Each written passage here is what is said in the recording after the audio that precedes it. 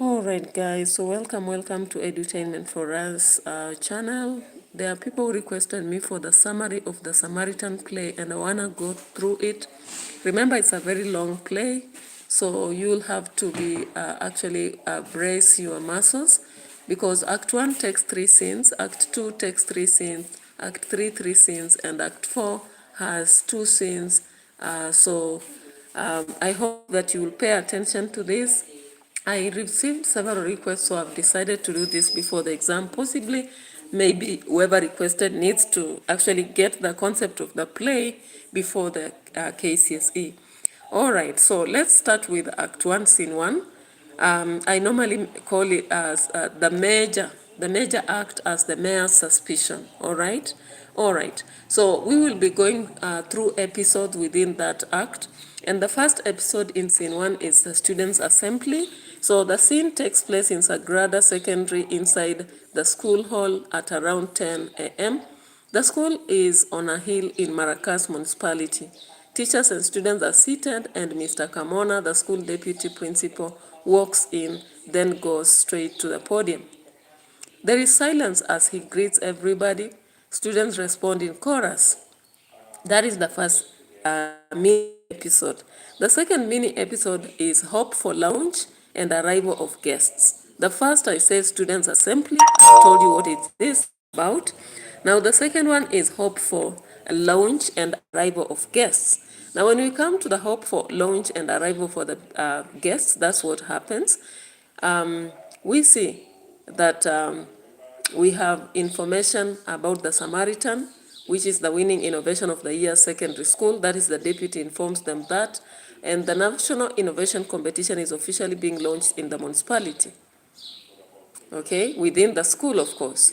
The event is to be presented over by His Worship, Honorable Mosi, Mayor Mosi. The mayor, few distinguished municipal leaders, members of the local school board have arrived in school and will shortly come into the hall. The students remain standing and quiet until the guests get into the hall by the principal. Okay? Once the guests are seated, Mr. Kamona asks students to sit. Shortly, we see the mayor walking in alongside the principal of the school, Miss Narine. Then the deputy mayor, Honorable Ramai, the municipal political opposition leader, Honorable Basdeo, the chief executive officer, Maracas municipality, Mr. Harvester, and finally, members of the local school board. We have also 2 journalists who come in, and they are armed with the necessary paraphernalia. So remember, this mini episode is about the Hope to Lounge. Why am I saying Hope to Lounge?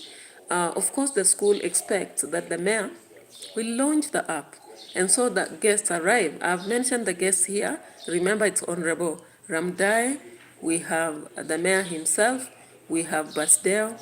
We have Harvester, and we have the entire school board, the local school board. The next mini episode in Act 1, Scene 1 is the speeches and play, all right? Yeah, the play within a play and speeches. What happens here? The deputy principal, Kamona, asks the students to take their seats because now the visitors have arrived and sat down. He also invites the school principal to welcome the guests and lead them through the rest of the program. Now, the guests are to launch the Samaritan and present a prize to Alvita and Montano, the innovative students at Sagrada Secondary School who created the Samaritan app. The principal invites Nicole, the ethics and innovation teacher, to introduce the innovation. Alvita and Montano take us to the future through a play within a play 50 years later. All right? They make us understand what's happening now, and they predict the future. When you check from page 6 to 10, you'll see this. We are exposed to climatic changes, use of technology, the innovation of the Samaritan. As we see, one student who is Montano is very pessimistic, all right, about the future. Because according to him, there are many human errors, political climatic conditions that are unfavorable, terrible life, joblessness, and the fact that This is caused by how people have been disregarding proper governance. Actually, throughout the play, when the play within a play is happening, we see a lot of desperation. Montano talking about people actually eating insects, even gunny bugs. Can you imagine? And at the end of the day, he also says that people will become jobless. Some will be cobblers. And he's saying that at least Alvita had become a cobbler on the streets. And this surprises Alvita. So Alvita comes out in the play and tries to be very optimistic about life, bringing in aspects of scientific inventions and technology. According to Alvita, life is not that pessimistic, because once proper leadership is done and people use technology, robots, and we call it cell multiplying agents, people live for so many years, all right? And she is also arguing that with technology, we'll have the rightful process even within the law, so that the robotics cannot be biased in how they adjudicate that law. So we get to the next episode, or mini episode, the mayor's verdict, all right? Once the play within a play is over, we see the mayor rising. He picks his walking stick and walks to the center stage. That he will not launch the innovation on this day. What does he say? You can check from page 12 to 13. You will only see that he says he needs time to reflect on the implications of the innovation. He says that students should go away because he wants to talk to the principal and teacher Nicole on the way forward about the innovation. Now, as audience, when we watch the play, we see him informing the two, that is the principal and Nicole, that they are not going to receive the reward for the Samaritan because the platform is a room for misinformation. It's also going to allow lies and witch hunt within the municipality. Now, do you accept what he says? I don't think so. Now, the mayor tells the principal, Narine, that she has it within her powers to find a way around it, all right? Just to make sure that the app is not proceeding.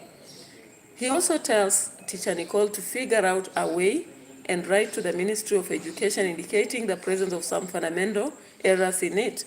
Now, he also attempts to bribe them, all right, so that they do away with the Samaritan. He even raises his voice on the teacher and reminds her, through blackmail, that his decision supersedes that of the educational officials and anybody else, because he was elected by the people from the county, unlike educational officers who are just possibly got into office through merit or some other way.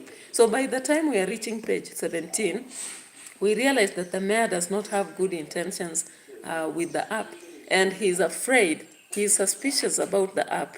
Now you understand why my title was The Suspicions of the Mayor. The next mini episode is Sensible Ideologies. And what we see within this mini episode is that Piro, you remember Piro? Piro tries to tell the mayor that they cannot overrule the ministry, okay, the Ministry of Education. But the mayor proudly retorts that he does not argue with a simple chairperson of the local school board. Can you imagine? Nicole attempts to make him understand that the app has already been online for a month. Hence, it has been taken over by the National Information and Communications Technology Corporation. But Mosi, as he is, he raises his voice and tells the teacher to go and write a letter and send a copy to his office through the school principal. He wants to find a copy of the letter in his office in 1 hour's time. Can you imagine? We move to the next mini episode, all right, which is an urgent meeting. And that one takes us to the next scene, okay? That is the next scene. We are through with Act 1, Scene 1. Now, when we come to Act 1, Scene 2, it's a new year, all right? Remember, when the app was supposed to be launched, the year was ending. Students were closing schools. But now it's a new year, so we get to scene 2. And scene 2 is about counter reaction of the mayor and his allies towards the app. Now the first mini episode comes at an urgent meeting. I hope if you read the book you understand this. Okay, so at this part, Mosi appreciates everyone for honoring his call for an emergent meeting. He tells them that a new trend is gaining ground in the municipality and it may adversely affect the leaders. Having asked Harvester to buy all the newspapers because of focusing on the municipal leaders with extremely damaging headlines, he confirms whether he did so, and Harvester says he complied. Okay. We also see that Ted and Jaden, they are talking about this as usual problems that everyone faces, especially leaders. Jaden suggests that they should blackmail the reporters and editors, and they should also bribe them with boxes of chocolate. You understand what boxes of chocolate mean here. Bembe has another suggestion. According to him, now that he's in the police force, you know what the police do, all right? So for him, he suggests that they should be threatening those reporters. Mosi narrows down the problem to the Samaritan app. He says that a previous year he had stopped it, but somehow, the app continued to operate, okay?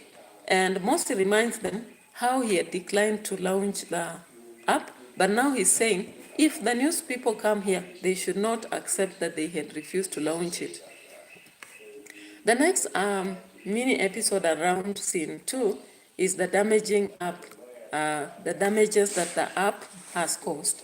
Now, when we look at the play, what do we see? Harvester explains to the members of the Samaritan that the Samaritan is an app. It's a mobile application, and people are posting information, sharing information on the conduct of the municipality. Seymour proposes that they should obtain some cash, identify active people who are posting, and pay them off. But that is very, very sarcastic, or rather we can say satirical or even ironical. Why? You know, how can you even bribe people? For example, if you post something on TikTok now and it's viral, do you know how it will go? Within few minutes, it will reach millions of people. So this statement just shares how maybe possibly Seima is lacking information about what the app is. So Mosi claims that there is a public outcry over sums of money that are paid to companies every month without rendering any services, such as supply of air. Do you know what it means by supply of air? When they talk about supply of air, it means you've not done any job, but you've been paid for it. And this happens in most nations. So Harvester says that there are many other allegations, such as drug trafficking, grabbing of public land, inflation of costs in the municipal projects, use of proxies to secure municipal tenders, and undertaking of shoddy public works and gang warfare. All right? So Mosi further alerts, the members that there is a lifestyle audit of individual members within the municipality, their residence, their houses, their businesses, and vehicles that they own. Okay? So the anti-corruption unit is going to check on them because of what the media and particularly information on the Samaritan app has shown out there. Okay? We get to a part of a scheme. Of course, we realize that the meeting happens in the morning on the second Monday of January, a year after the failed award at Maracas headquarters. The room, when you check the room itself, is displayed with affluence, okay? And the mayor says there is urgency in how they have to act. Whom do we see here? We see the Mr. Harvester, who is the municipal chief executive officer. We also see the principal judge, Justice Ian Jaden. We see the municipal inspector general police, Bembe. We see Honorable Ted, who is the secretary, Department of Health and Environment. And we also see Honorable Seima, the secretary, Department of Planning and Development, as well as the deputy mayor, Honorable Ramdai. All right? So, Remember, we've already covered some information, but I want you to pay attention to the specific news highlights. For example, when you check in the various newspapers as shared on page 40 and 41, the Caribbean Watch has the following title: Municipal Leadership a Criminal Enterprise. When you check the Insight, another newspaper, the title is Rot in Maracas Municipality, Council Exposed. Then the last title, the Spotlight, highlights municipal leaders face imprisonment. All right? So the suggestions out of the many people that are there, the mayor worries that the exposure is related to Nicole. According to him, she has been behind everything that is posted in the newsletters, such as Caribbean Watch, Insights, and Spotlight. Now, it's important for you as a student to actually remember happenings in each of the newspapers, because you never surrounding that area.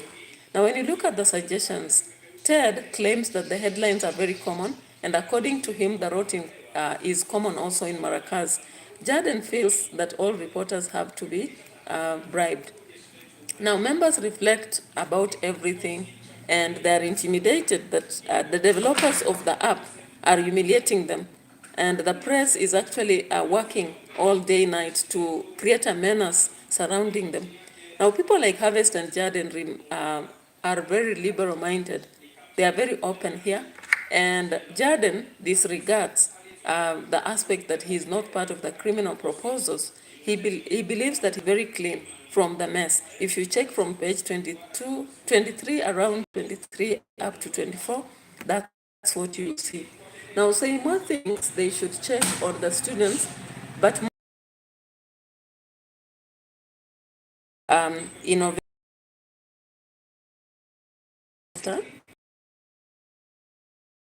He thinks that they should actually reconcile everything. We have specific accusations. I can call it a mini episode that also comes out in this specific act, Act 1, Scene 2. Ted is relaxed, as if he's aware of what is going on. You know, you can suspect that he's maybe behind everything. Do you know sometimes if somebody is just relaxing when people are worried, maybe they're already aware of what or who did the exposure, okay? So it happens that somehow, he looks like he's just aware of what happens.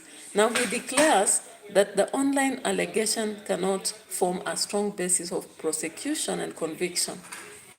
Okay? The newspapers vindicate Ted and Seymour as culprits who supplied air, and now payment details are out. Okay? And detailed. Harvester further says that allegations include drug trafficking, grabbing of public land, inflation of cost in the municipally, financial process, and undertaking of shoddy public works, murder, and gang warfare. Bembe is accused of illegally owing Madigo Golf Club. Now we have a mini episode also in that act, which is known as a rift. By the time these people are parting from that meeting, things were hot, all right? We say that we normally say hot seat, if you know what I'm talking about. So as the scene ends, there is a rift between Mosi, Ted, and Seymour. Seymour and Ted that Mosi is unwilling to help them because they are proposing that he should actually take some money from that is the municipal kitty, and use it to bribe lawyers and all that so that they're safe. Okay? But Moses said he has been forced to actually misallocate money all the time, and this time round he's not going to do it. Again, Mosi tells the rest of the people like Ted and Seymour, he points at them and tells them, you people got in this municipality as Jiga-infested poor hoodlums who did not have anything. How comes currently you are building very classy houses, you are also driving state-of-art vehicles, and you are living like, kings, whereby you can spend in one cozy hotel to another?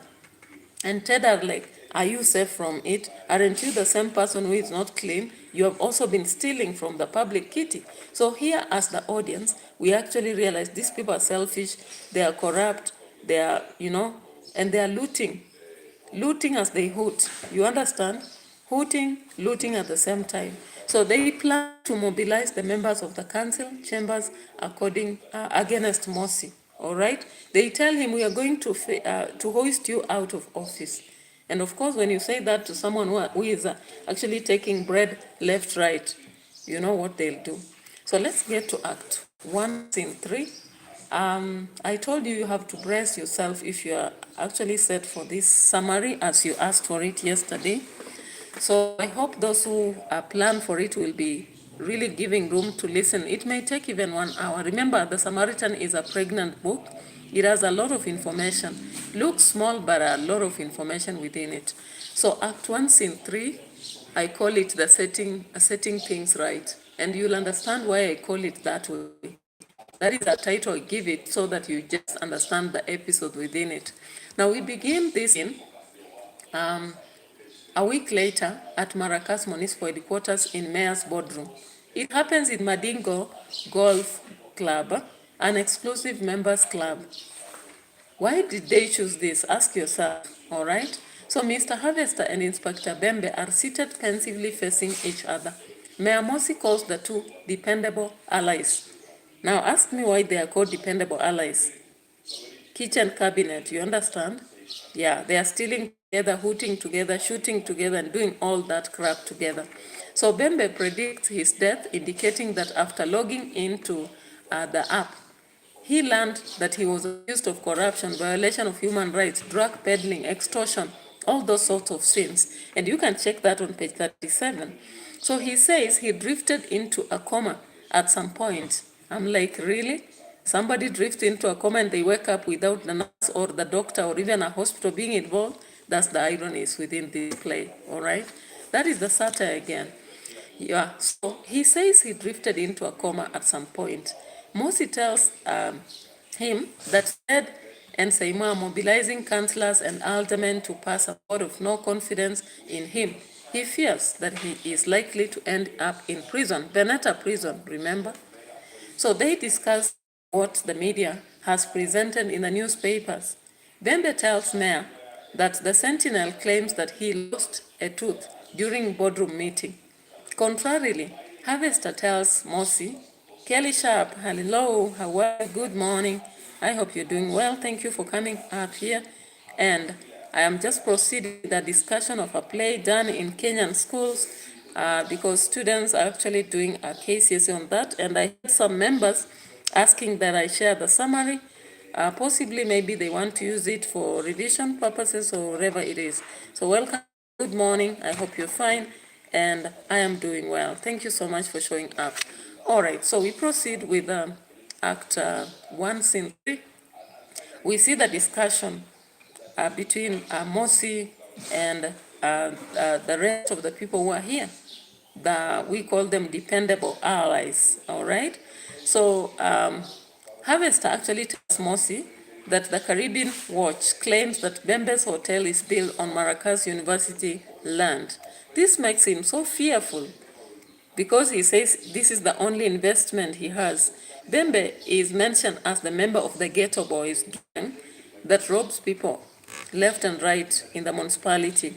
The gang sets strategies about denial on ever refusing to actually award the students. So Mosi is actually telling them, don't accept that you ever denied to reward the students. All right? So they want to clean their names, but they are still playing with deceit. You see, where we normally say that desperate moments with desperate decisions, they are not the best times, they are not.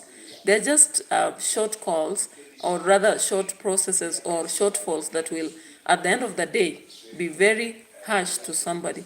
So Mosi suggests that they can also coin a cyberbullying claim against the app.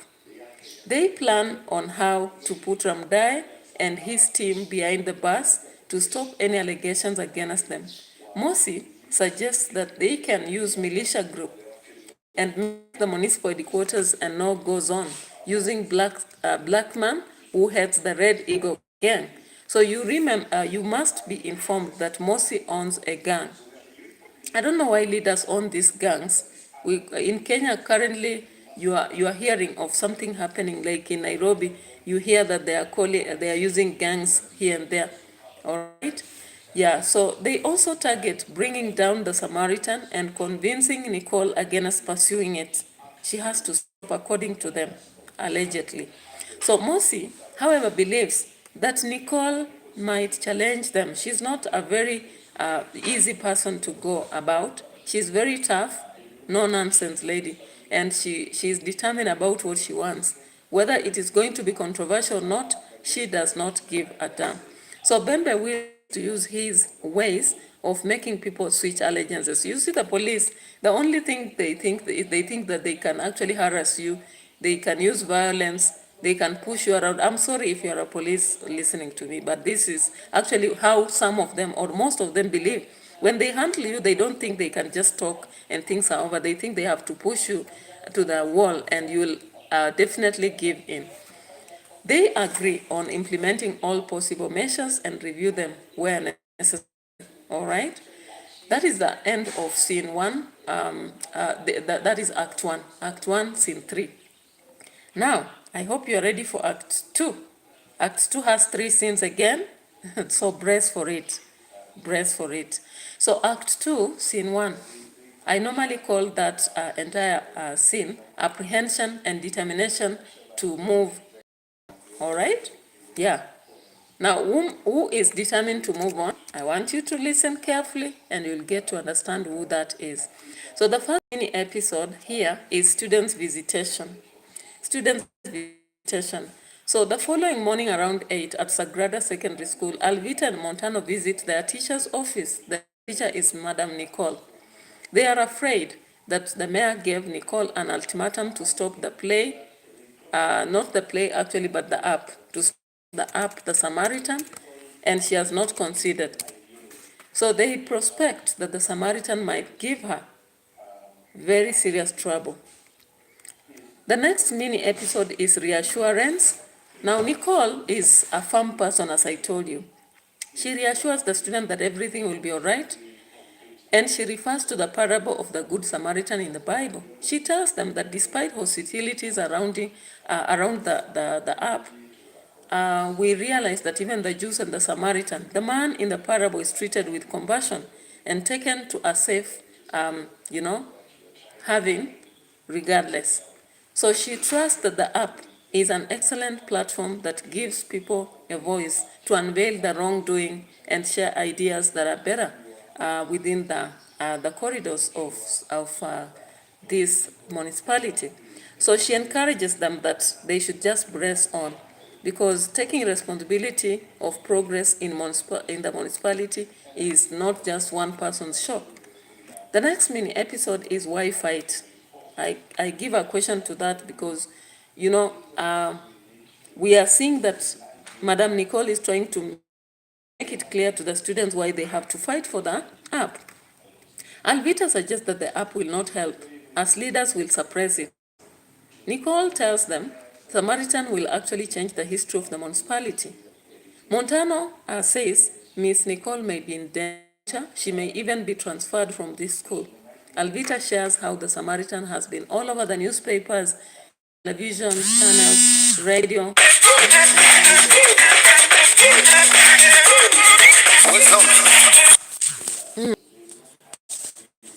All right, let's proceed.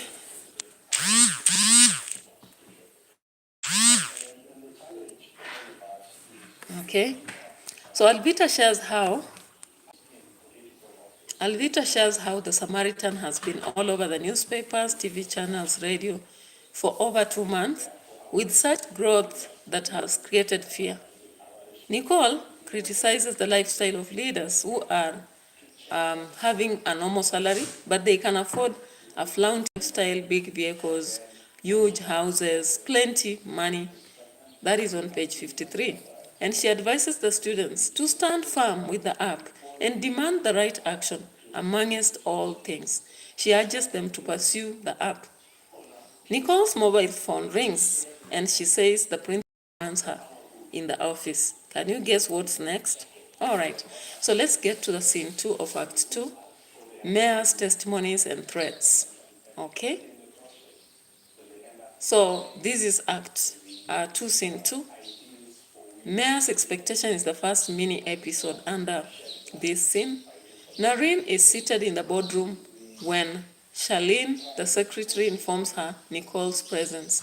The principal apologizes for interfering with the teacher's schedule and notifies her that the mayor and, is this just the mayor? Yeah, the mayor is coming to the school, possibly to check on the directive of stopping the national launch of the Samaritan app. Nicole asks the principal if she communicated to the Ministry of Education on the matter, and of course she assures her that she did. The principal says that the app has sent a lot of shockwaves across the municipality, and many leaders and others are panicking. Thus, she feels that the app might be dangerous. She is suggesting that Nicole should find a way to shut it down. Nicole says that people think she's behind the app, but she was just mentoring the two students. The next mini episode is persuasion and the sitting on the fence. Who is sitting on the fence? Ask yourself. Who is persuading? Ask yourself. But you will get to it as we discuss. The mayor meets Nicole to convince her in deleting the damaging information about him on the app. Miss Nicole adamantly says she doesn't own the app and has no right to do that, since it is being handled by at the national level. The mayor distances himself from most of the blame, accusing other leaders who have been mentioned in the Samaritan app. He points out various instances of misappropriation of public resources, embezzlement of funds, drug peddling, violence, looting, shoddy works, the contractors that carry out work and they are paid when they have not actually done anything. So Nicole reminds him of being guilty because he's been overseeing all this. All that has been conducted under his watch. And if you go by page 57 and 67, you'll actually get the specific parts in which he is blaming Ramdae, Ted, Seymour, Jaden, and all those people within the municipality. But he also says at some point, when a bread comes to my hand, I eat one piece or two because I'm part of the audience. But when it comes to matters of health, he blames whoever is in charge. When it comes to matters of law, he blames Jaden. It comes to matters of the deputy mayor, he blames whoever has to take charge. So at the end of the day, we are seeing that Nicole is accusing, Mayor is accusing Nicole that she's being used as a political tool in fighting him. As we get to Act 2, Scene 3, the opposition scheming for a strategy is our subtitle, and I want you to look at the following. The meeting happens on Thursday late in the afternoon. The mayor is with Miss Nicole at Sagrada Secondary School. The deputy mayor, Honorable Ramdae, Honorable Seymour, Honorable Ted, they hold a meeting at Mandigo Golf Club to discuss the ejection of Mayor Mosi from his seat. Okay? Now we have a mini episode known as Analysis of Support Polls. Ramdae, Ted, Seymour re-strategize on how to oust Mayor Mosi from power. So they plan on how they will be recruiting more members to support them. Based on analysis of the past and current ideologies, the target members fall in different categories. According to them, we have independent-minded people who cannot be swayed by any allegations. We have also political entrepreneurs who, if paid well, they'll support you. We have the indecisive category who only resort to listen to their leader, who is Honorable Basdeo. So we are seeing the opposition is actually using the different categories to handle them so that they can oust mayor out of office. The next mini episode comes as Basdeo, the web weaver, and I want you to understand how Basdeo is weaving the web. All right? Basdeo argues that for a successful removal of Mosi from power, they need to alienate him from the people, then set such individuals against him. So he fabricates several lies about uh, Mayor Mosi to incite the people against him. First, he talks about marginalization of other communities in workable strategy. Then he says Mosi had earmarked all the money allotted to the development of the wards occupied by Mosi's ethnic group members. He also says Mosi's people resemble some kind of weevil and they smell something odd. Basteo suggests that they will convene a huge political rally and Honorable Ted distribute the topics to the councillors and aldermen so that they side with them. They prepare speeches so that they can go address those. Ted quickly thinks of partying. So he's talking of calypso night, drinking spree and all that. And everybody is disappointed at him since the rally will be held on Wednesday. And nothing is conclusive yet, but Ted is in a party after party. All right, so we get to Act 3. I think, guys, we are almost in the middle of the text. So brace on, brace on, brace on. So Act 3, Scene 1, I call it Ethical Standards. And I want you to see why I call this by that title. The first semi-episode is analysis of human problems and human nature. All right? Now let's get to it. So everything here happens as the classroom on a Friday morning. Nicole teaches the class about the society and reflects on the previous lessons concerning solving problems in the human society. In the previous lesson, they focus on the mind and its role in solving problems. Now Nicole informs the student that they'll be focusing on the second part, which is not just the mind, but the human heart. Now she talks about the heart having two parts, good spirit and bad spirit. Okay? The next semi-episode is relevance of rules. Relevance of rules, and I want you to understand what that is all about. Let me just fix a charger here. I can see my computer almost dying. So I make sure that I charge it as we proceed. Meanwhile, I hope if you are watching me from elsewhere, not in Kenya, we are having Mashujaa Day. I talked about it on my Facebook professional page earlier, but it is what it is. Mashujaa Day is here for you. Okay.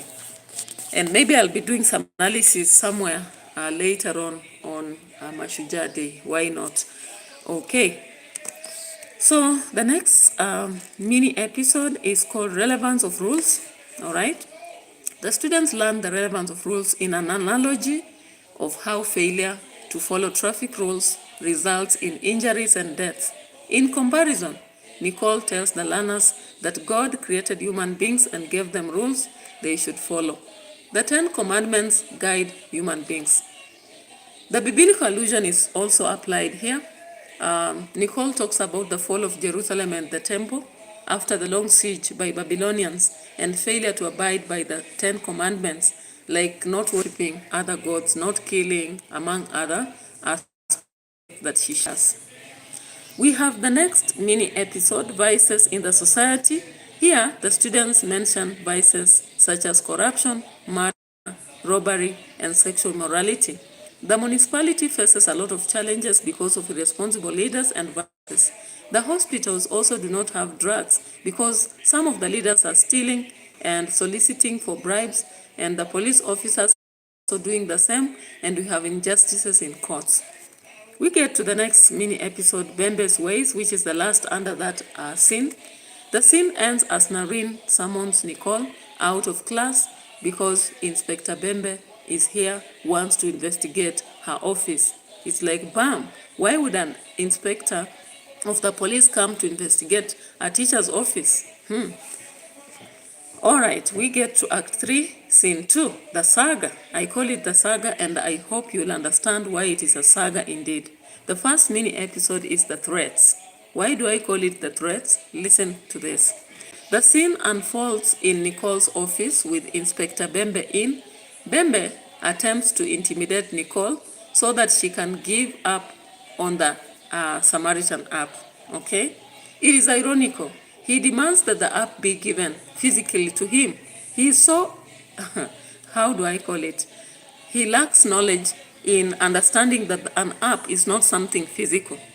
So he begins to accuse Nicole of having her mobile spotted at murder scene. And soon, Bembe also accuses her of stealing the school generator. All this is done to scare her. However, Nicole does not give up. She tells him she's not going to give in. She's going to fight and win. Accusations is the next mini episode under this. Bembe accuses Nicole of being malicious because she created the Samaritan app that is troubling the leaders of the municipality. We also learned that the app has been fundamental in exposing poor leadership in the municipality, that so the police are officially being brought by Bembe to harass Madam Nicole so that she gives in, and they want to make her feel molested. What do? We see Bembe actually throwing papers at Nicole's face and ordering her out. When she realizes, they pull her out of office and they go with her. We get to Act 3, Scene 3. I call it Jaden Faces Blackmail. Guys, you understand, right? The first mini episode in this part is Jungle Room. And Jungle Room, why do I call it this? Listen, a meeting proceeds at Bandingo Golf Club in the Jungle Room. The mayor and Inspector Bembe meet and Jaden joins them later. Bembe informs the mayor about Nicole's arrest. The people at Maracas Municipal turn up in large numbers to protest her arrest. Judge Jaden dismisses the case, setting Nicole free. Can you imagine such an embarrassment to the inspector of the police? Mosi thanks Bembe for ensuring that the planned meeting involving Deputy Mayor and his supporters failed. Bembe informs him that Honorable Ramdaye and his team has regrouped and may meet. Bembe promises to handle the matter using Red Eagle and the Ghetto Boys. The next mini episode is Request and Decline. Judge Jaden joins the mayor and Bembe, after which Mosi informs them about Ramdaye and his team's plan to impeach him.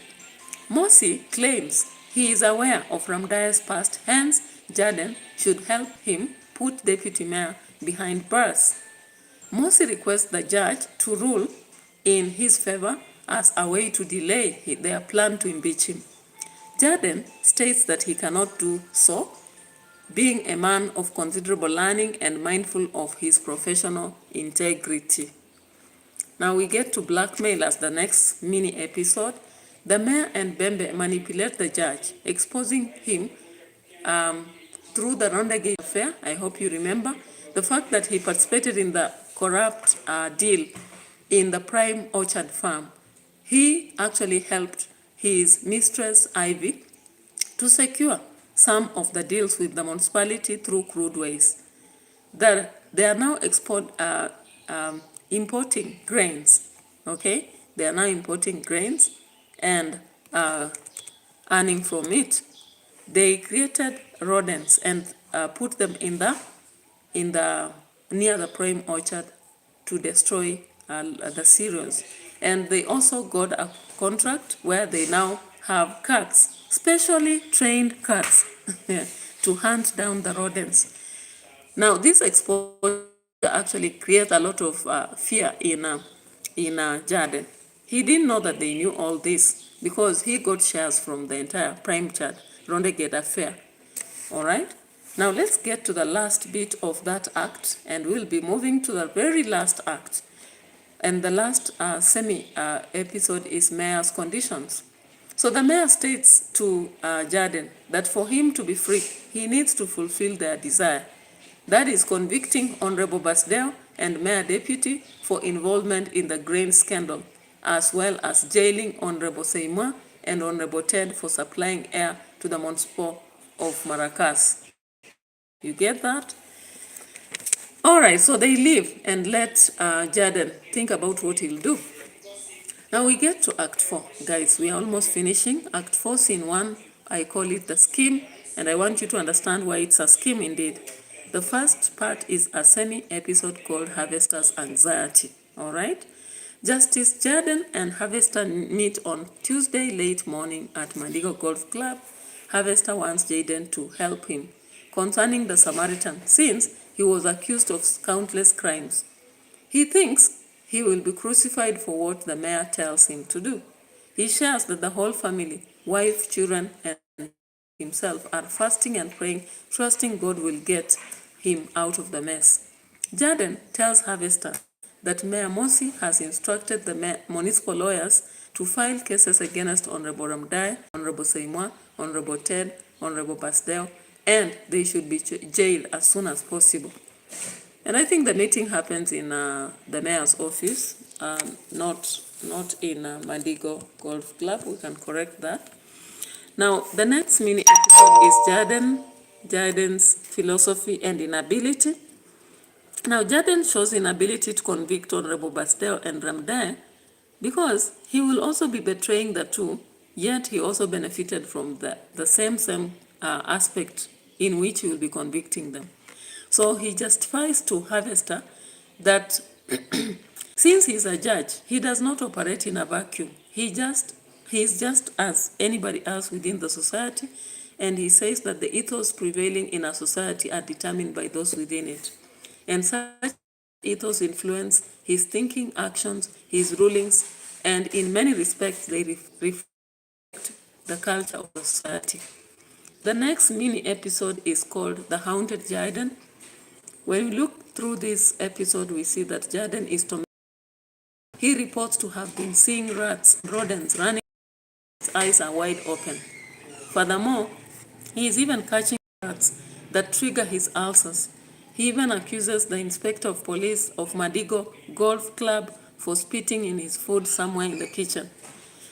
We get to the next mini episode called Utilitarian Principle, and what happens here? Jaden advises Harvester to apply the fundamental principle of philosophy of utilitarian. I hope all of you know this philosophy. The philosophy actually says that you make decisions based on the greater happiness of the greatest number of people. But what is ironical here is, are the greatest number of people the leaders or the citizens? This is how satirical this book is. So, Jaden convinces Harvester and Mayor Mosi and the quartet that they are not clean, and therefore they should fight together in collaboration so that they can win. So he requests Harvester to reach to the accused and share the idea and hold the meeting as soon as possible in his chambers a day later.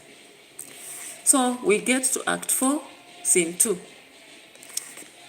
I call it the common goal pool, and I hope you'll understand why. All right? Jaden is in. This is my subtitle for the mini episode. Scene 2 is set on Wednesday morning at the chambers of the principal judge, Basdeo and his company versus the mayor and his company are present. Justice Jaden welcomes everyone in the chambers to plan on disengaging with the trouble from Samaritan. Mosi and Seima conflict over the real problem and the hitch against freedom. Jaden tells the members that such are the risks of prosecution and arguments on budgetary matters of Maracas are the great concern by the municipal of local government. The next mini episode is ridiculous suggestions. Jaden suggests they file prosecution early to preempt any legal actions against them from the other quarters in the principle of double jeopardy. I've seen a lot of questions asking this principle of double jeopardy, so please be keen on it, all right? So for Jaden, this is a friendly prosecution that allows them to identify possible crimes that they may face, then acquire friendly people to be paid as they lodge the case against them with a goal of delaying the situation and allow generations, the generation of a solution. All right? I hope you got it right. If you didn't, please get to the text, page 123, and you'll be getting the clarity into what principle of double jeopardy means. Ted curiously asks Jaden the consequences of such a case in the event he dies while the matter is still in court. Surprisingly, Mosi tells Ted that Jaden will outlive him. Jaden tells them that they have an alternative of halting the Samaritan and fronting someone to lodge a case and argue that the app is infringing on the right of privacy. It's intrusive and divulging information about private lives of the public domain. They should claim that the Samaritan encourages undue prodding into personal space or contravention of the law. According to Ted, this is the best and sensible option. Harvester reasons that such can be challenged based on the right to information. Jarden believes by the time of the appeal, they will have figured out something else. The last mini episode under scene 2 is skepticism about Nicole's cooperation. So we get to see Basdeo suggesting that they talk to teacher Nicole once more, but Mosi warns them that she is very bold and firm, and she does not stand intimidation. So Basdeo proposes that they will give her the powerful position at municipal council. Jarden says that the matter is beyond Nicole since the public is also outraged. Okay? So Mosi thinks that Nicole is playing a power game in a massive political game of conspiracy. So Jarden concludes that they should acquire some boxes of chocolate for her, but Mosi fears if she rejects, it will be so messy for him. We get to the last bit. Is it the last even or the second last? Yeah, I think it's the last, right? Yeah, Act 4, Scene 3. I normally call it justice, and I hope you'll get to see why I call it this. So the first semi-episode around Scene 3 is Narin's explosion. The setting is at Sagrada Secondary School on a Wednesday during lunch break. Narin breathes heavily and paces easily in the boardroom just as Nicole knocks and enters.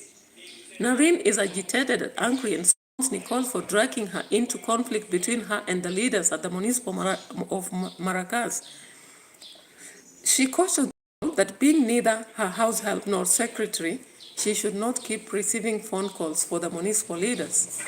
She informs her that the leaders are coming and she should see to it that they come to an end on the discussion surrounding the app. The principal tells Nicole that her engagements are unfair to the students and school, thus she should give up on the app. Narin candidly tells Nicole that the struggle for good governance stretches as far back in the beginning of human history and leadership has worsened over years. Charlene reports the arrival of visitors and they comprise of Justice Jaden, followed by Mayor Harvester, Inspector Bembe, Honorable Seimwa, Honorable Ted, Honorable Mdai, Honorable Basdeo.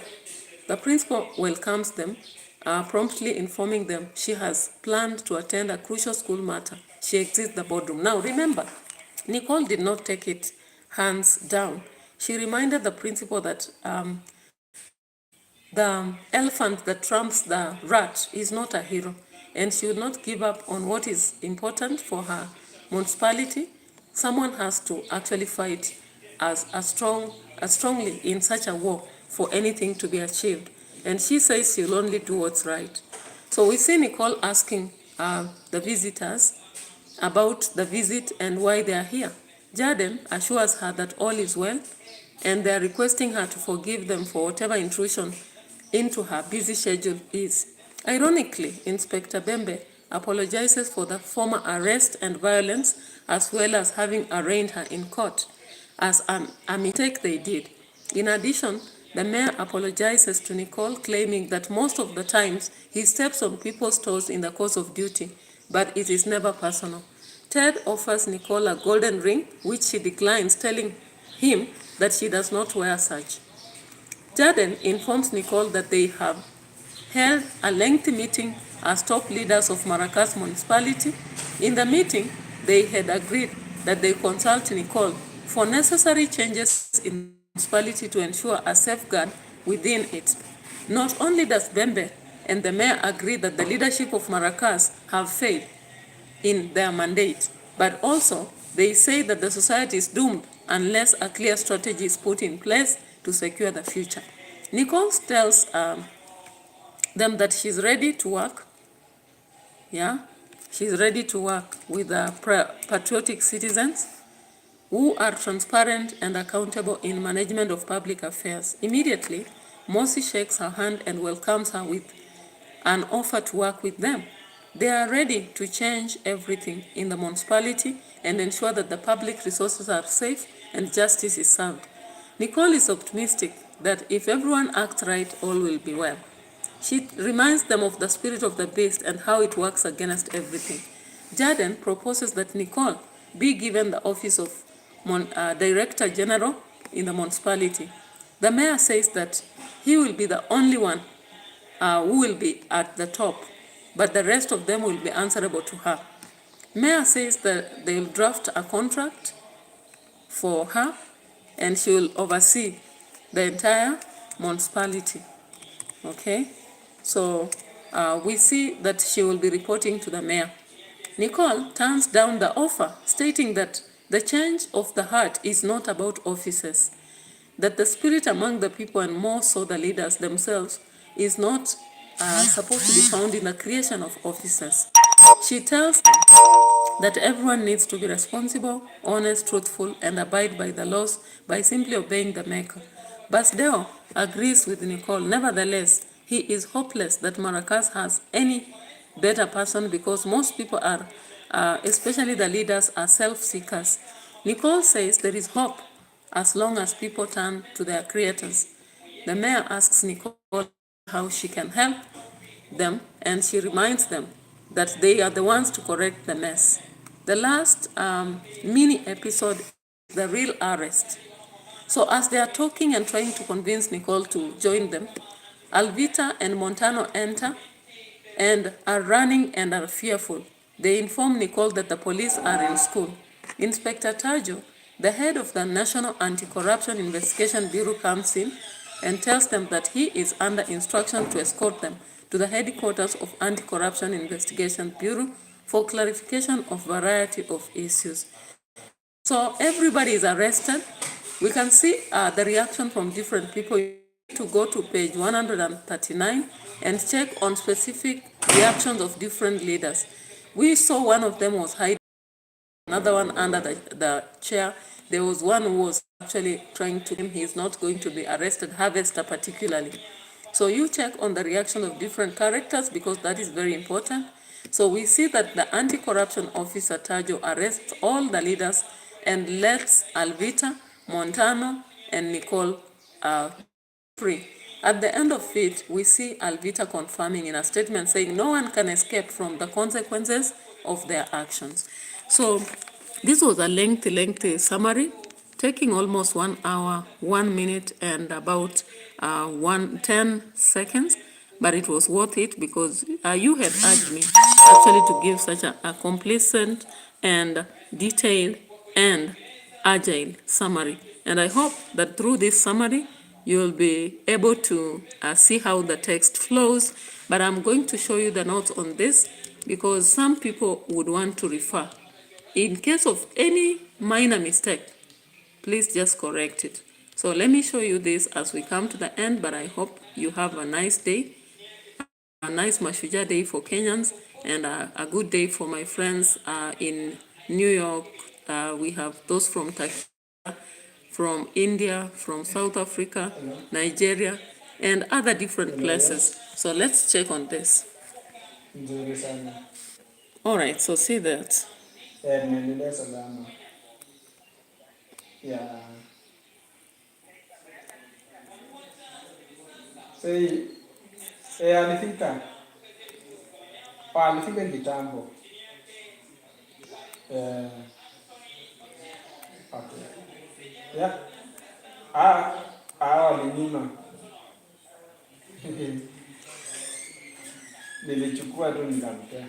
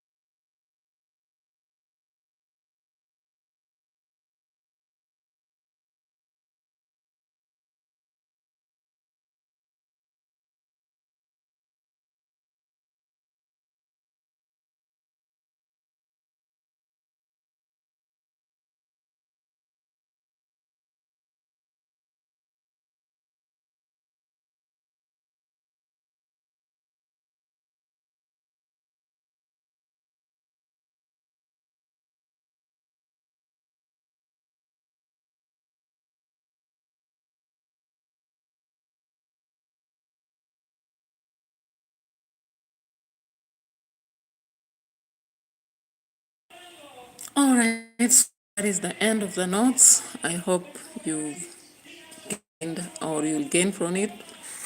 Drop your comment in the comment section and also subscribe to the channel, share my videos, and you can ask for more. Bye bye.